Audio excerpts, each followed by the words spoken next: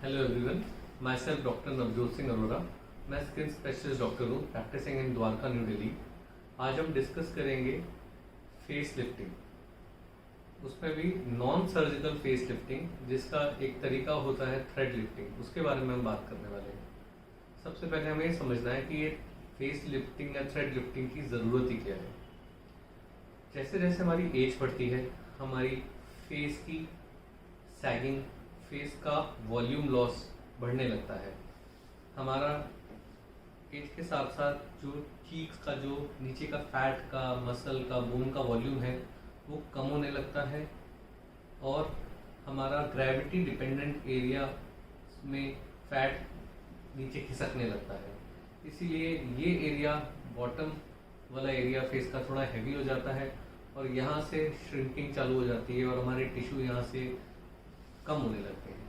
तो जो हमारा शुरू में इस एरिया में एमिनेंस बनते हैं, इस एरिया में एक लिफ्टिंग रहती है फेस की, वो धीरे नीचे नीचे ड्रूप करने लगती है।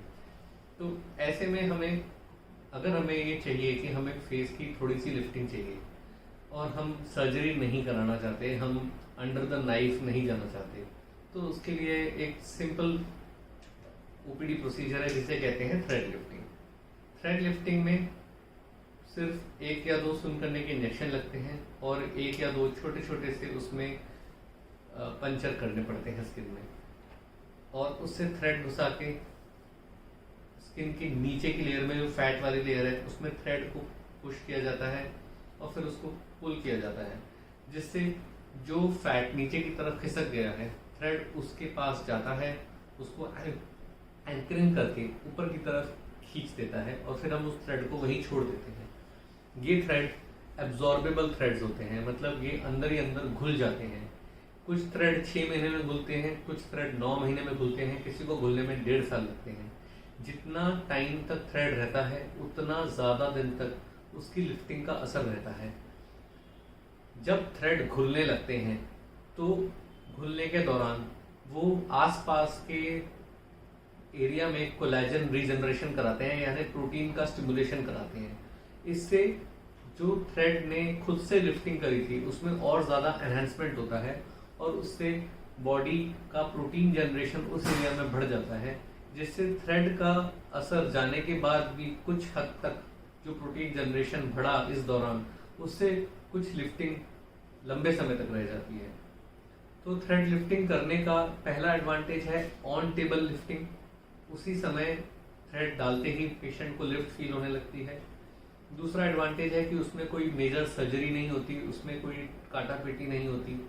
तीसरा एडवांटेज है कि उसका असर 1-1.5 साल तक चल सकता है अगर ठीक से किया जाए और नंबर ऑफ थ्रेड्स सही यूज किए जाए। Depending upon the sagging, depending upon the type of volume loss, एक साइड पे 2, 4, 6 थ्रेड भी यूज किए जा सकते हैं। और थ्रेड लिफ्टिंग केवल इस एरिया को लिफ्ट करने के लिए नहीं होती है, जॉ लाइन को लिफ्ट करने के लिए, यहाँ तक कि आईब्रोज को लिफ्ट करने के लिए, नेक एरिया की टाइटनिंग के लिए और कुछ हद तक अदर बॉडी पार्ट्स जैसे ब्रेस्ट के लिए भी यूज होती है। थ्रेड लिफ्टिंग करने में ओवरऑल रिस्क नेग्लिजिबल होता है, क्योंकि ये एक ओपीडी प्रोसीजर है और इसमें कोई मेजर सर्जिकल इंस्ट्रूमेंट्स यूज ही नहीं होते हैं। किसी किसी को हल्के फुल्के नील पड़ सकते हैं जो कुछ 5-6 दिन 10 दिन तक चल सकते हैं, किसी किसी को हल्की फुल्की स्वेलिंग आ सकती है और किसी किसी को इसमें थोड़ा थोड़ा स्ट्रेचिंग पेन रहता है कुछ दिन तक। लेकिन ये सारी चीज़ें टेम्पररी होती हैं और इसके रिजल्ट के सामने इनकी इंटेंसिटी ना के बराबर देखी गई है। तो if you are planning about getting a face lift and you are hesitant about going under the knife, तो थ्रेड लिफ्ट आपके लिए एक बहुत अच्छा तरीका है, जिसको और टेक्निक्स जो नॉन सर्जिकल फेस लिफ्टिंग में यूज होती हैं, जैसे कि फिलर्स, जैसे कि बुटॉक्स के साथ कंबाइन किया जाता है, तो ओवरऑल रिजल्ट्स ड्रामेटिक भी हो सकते हैं।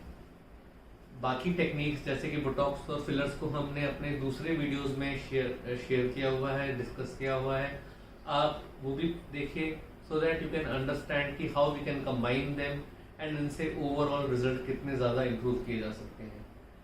Please subscribe and like our channel. Thank you for watching.